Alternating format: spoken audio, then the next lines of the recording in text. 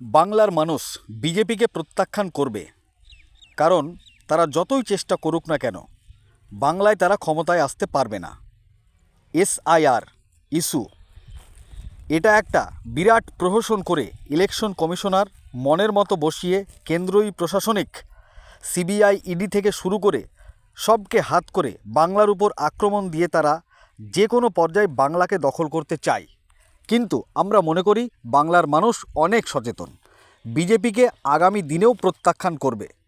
বিরোধীরা যতই বলুক, কারণ মুখে বলতে তো আর কোনো বাধা নেই, তাই যতই বলুক বাংলা আবার মুখ্যমন্ত্রী মমতা বন্দ্যোপাধ্যায়ের নেতৃত্বে গণতন্ত্র পদ্ধতিতে তৃণমূল কংগ্রেস সরকার গড়বে, এমনই মন্তব্য করলেন তৃণমূল কংগ্রেসের বর্ষিয়ান নেতা তথা মুর্শিদাবাদ জেলা কমিটির মেম্বার আবু বাক্কার মাস্টার। কি বলেছেন তিনি শোনাবো আপনাদের। এই ভিডিওটি যারা দেখছেন ভিডিওটি শেয়ার করবেন, চ্যানেলটি লাইক করবেন আর সাবস্ক্রাইব করবেন। আই লাভ মাই ইন্ডিয়া, মেরা ভারত মহান। দেখো, এটা অবশ্যই, কারণ বাংলার মানুষ বিজেপিকে প্রত্যাখ্যান করে। তবে হ্যাঁ, রাজনৈতিক প্ল্যাটফর্মে দাঁড়িয়ে 19-20 কিছু হয়, তারা কিছু করে। তবে আজকে যে রাজনৈতিক জয় পরাজয় আছে, সেইখানে আজকে বাংলার মানুষ বিশেষ করে বিজেপিকে প্রত্যাখ্যানই করে। কারণ তারা যতই চেষ্টা করুক না কেন আজকে বাংলায় তাদের আসার কোনো ক্ষমতা আমরা দেখতে পাই না, এবং তারাও মনে মনে ভাবে যে এটা আমরা পারবো না।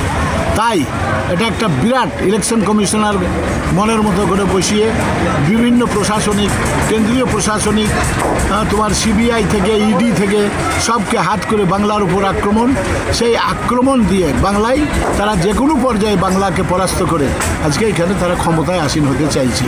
আমরা মনে করি যে বাংলার মানুষ সচেতন, তাই বাংলাতে বিজেপিকে আগামী দিনেও প্রত্যাখ্যান করবে, এটাই আমাদের। কিন্তু বিরোধীরা তো বলছে যে না, আমরাই জিতে নেব, তৃণমূল পারবে না। এইটা তো বলার কিছু নয়, কারণ মানুষ মুখে বলতে তো কোনো বাধা নাই, অনেক কিছু বলে দিতে পারে। অতএব সেটাতে আমরা কর্ণপাত করি না। আশা করি বাংলার মানুষ, আজকে তুমি এইখানে ইফতার মজলিসে দেখো, এখানে অন্য পার্টি যদি একটা ইফতার দেয়, অন্য পার্টি যদি দেয়, আশা করি এরকম কোলাহল থাকবে না।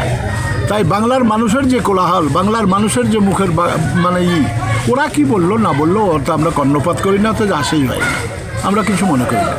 250 আসনের কথা বলছেন আপনাদের তৃণমূলের পক্ষ থেকে, সেটা কি সম্ভব হবে এবার? না, দেখো, আমি যেটা সত্যকে ভালোভাবে আমি করতে চাই। আমরা যেটা পেয়েছিলাম গত এতে, আমরা চেষ্টা করছি যে আগামী দিনে আমাদের সেই জায়গাটাই আমরা ধরে রাখার। এখন আমার মুখের বলি, আর একজনের মুখের বলি, আমাদের নেতৃত্বেরও তো কিছু আছে মুখরোচক বলি। আমি অথব সেই মুখরোচক বলি আমি বলতে চাই না যে আমি 250 নিয়ে নেবো, অমুক নিয়ে নেবো, তা না। তবে আমরা মার্জিন পশ্চিমবঙ্গের আশা করি মমতা ব্যানার্জির পক্ষে থাকবে। মমতা ব্যানার্জি আবার পুনরায় সরকার গঠন করবে।